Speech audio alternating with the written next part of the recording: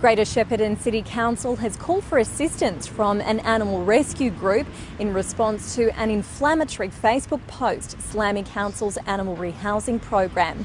According to the Pound Reform Alliance Australia, 18% of cats and dogs were rehoused last year, leaving more than 1,200 of these domestic animals to be put down.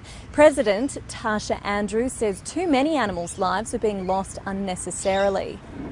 So we know which pounds are good, which ones are bad, and the ones that are downright ugly in how they treat their animals who have the misfortune to be impounded.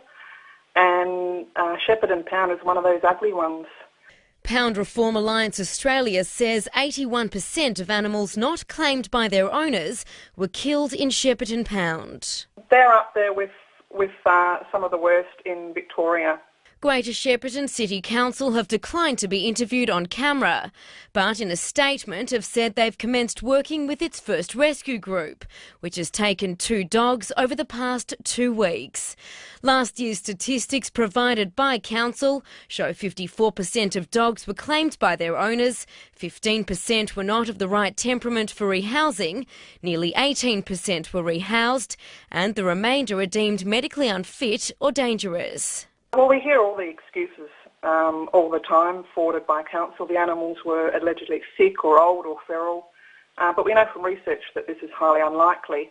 10% is the figure regarded as the number of animals that are irredeemably suffering or can't be treated due to serious illness or are too dangerous to be released back into the community. And, we agree, yes, it's kinder to euthanize these animals.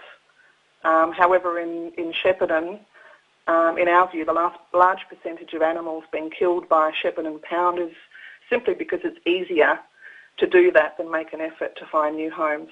Moira Shire Council has been congratulated for working with community foster care organisations, reducing its euthanasia rate of impounded dogs from 69% to 27%.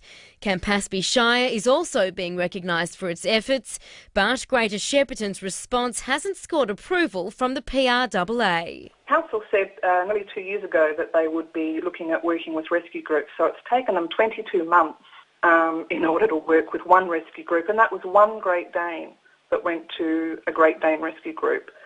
So it's hardly groundbreaking progression when there are hundreds of rescue groups that they could and should be contacting. Council is calling on the community to assist in their efforts by ensuring their pets are registered and microchipped.